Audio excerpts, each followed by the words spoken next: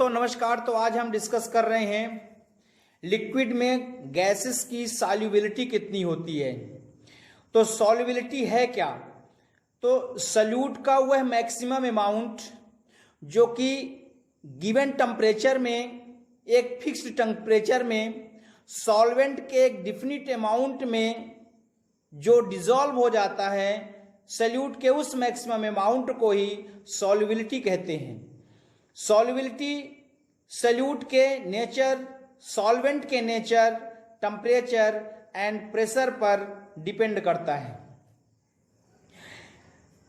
1803 में William Henry ने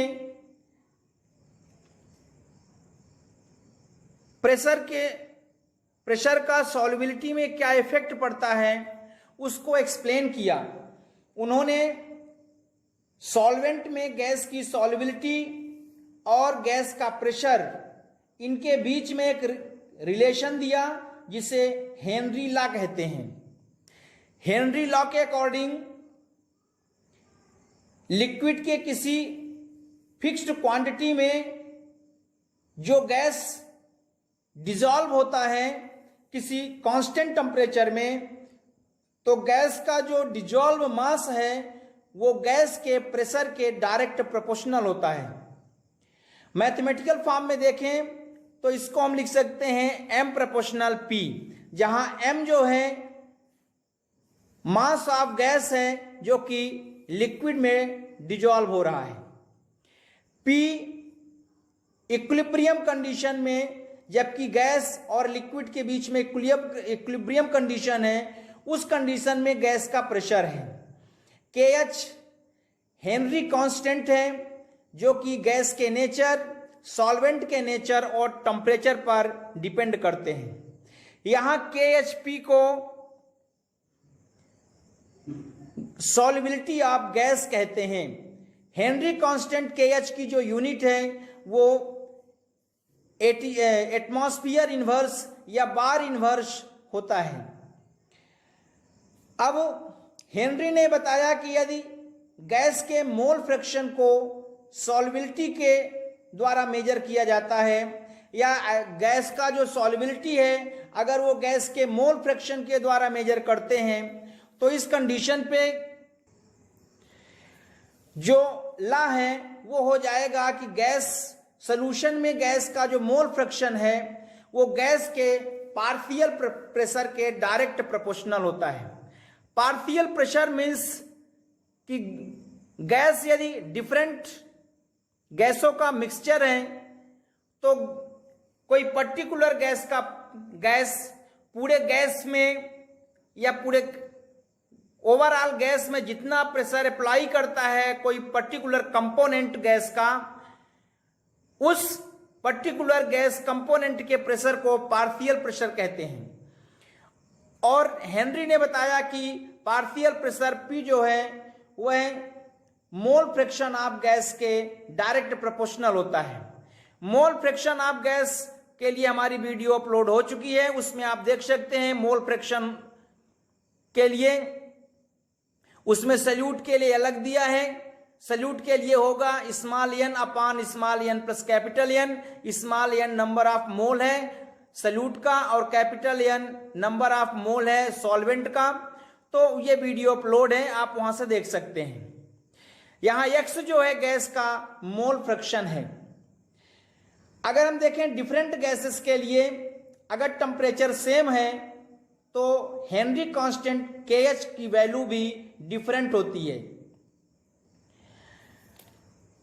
oxygen और नाइट्रोजन के लिए KH की वैल्यू डिक्रीज होती है अगर टेम्परेचर इंक्रीज किया जाए। तो टेम्परेचर इंक्रीज होने पे ऑक्सीजन और नाइट्रोजन के लिए KH की वैल्यू डिक्रीज होती जाती है। इससे यह प्रूफ होता है कि इन गैसों की जो सॉल्युबिलिटी है टेम्परेचर इंक्रीज होने पे डिक्रीज होती है, अर्थात ऑक्सीजन और नाइट्रोजन की सॉल्युबिलिटी टेम्परेचर इंक्रीज होने से सॉल्युबिलिटी डिक्रीज होती है। अब हेनरी लॉ के कुछ लिमिटेशंस हैं। पहला लिमिटेशन से है कि यह लॉ ओनली डाइल्यूट सॉल्यूशन के लिए ही एप्लीकेबल है। यदि गैस सॉल्वेंट में हाईली सोल्यूबल है तो ये लॉ परफेक्टली एप्लीकेबल नहीं है। इसके लिए प्रेशर लो होना चाहिए और टेम्परेचर हाई होना चाहिए, अर्थात गैस की जो बिहेवियर है वो आइडियल बिहेवियर होना चाहिए। इसका जो थर्ड पॉइंट है कि gas should not react with the liquid, gas का लिक्विड के साथ कोई रिएक्शन नहीं होना चाहिए, क्योंकि अगर रिएक्शन हो जाएगा तो डिजॉल्व नहीं होगा। डिजॉल्व मतलब पूरी तरह से उसमें घुल जाना, इसलिए लिक्विड के साथ इसका रिएक्शन नहीं होना चाहिए। अब हम देखते हैं हेनरी लॉ के कुछ एप्लीकेशन हैं। तो सॉफ्ट ड्रिंक में और सोडा वाटर में जो बॉटल होता है वो सील्ड होता है और उसके अंदर काफी हाई प्रेशर होता है। यही कारण है कि कार्बन डाइऑक्साइड की सॉल्युबिलिटी बढ़ती जाती है और यही एक रीजन है कि सॉफ्ट ड्रिंक या सोडा वाटर को यूज नहीं करना चाहिए, क्योंकि उसमें कार्बन डाइऑक्साइड की सॉल्युबिलिटी अधिक होती है। अगर हम सी के डेप्थ में जाएं तो रिस्पिरेशन के लिए भी इसका यूज है, क्योंकि जो डीप सी में जो डाइवर्स होते हैं वो रिस्पिरेशन के लिए कंप्रेस्ड एयर का यूज करते हैं। अब हाई प्रेशर पे ऑक्सीजन और नाइट्रोजन ब्लड में बहुत सोल्यूबल होते हैं, मोर सोल्यूबल होते हैं, लेकिन जो ऑक्सीजन है वो मेटाबॉलिज्म के कारण यूज हो जाती है, लेकिन जो नाइट्रोजन है वह ब्लड में बचा रहता है। इसके कारण ब्लड में बबल्स आ जाते हैं और इन बबल्स के कारण नर्वस सिस्टम में प्रॉब्लम हो जाती है और डिजीज होने लगती है। इस डिजीज को बेंड्स कहते हैं। यह काफी डेंजरस होता है और काफी पेनफुल होता है। इसके इफेक्ट को दूर करने के लिए जब कोई ह्यूमन बींग्स या डाइवर्स डीप सी लेवल में जाता है तो वह 11.7% हीलियम, 56.2% नाइट्रोजन, 32.1% ऑक्सीजन के मिक्सचर का यूज करता है, क्योंकि इस मिक्सचर का जो प्रेशर है वो ऑक्सीजन के प्रेशर के इक्वल होता है और जिसके कारण कोई एक्स्ट्रा डिफेक्ट नहीं होता। अगर हम हाइट में देखें, जो इसका थर्ड एप्लीकेशन है, at high altitude respiration. High altitude respiration में ऑक्सीजन का जो प्रेशर है वो काफी लो हो जाता है as compare to ground level में।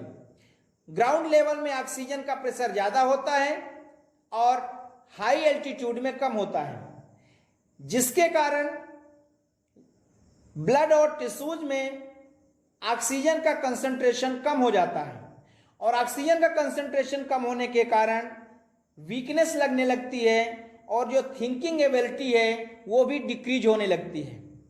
इस प्रकार का जो सिम्टम्स होता है उसे एनोक्सिया कहते हैं। तो दोस्तों ये हुआ हेनरी लॉ का एप्लीकेशन।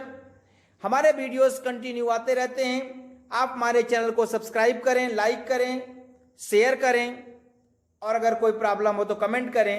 Thank you.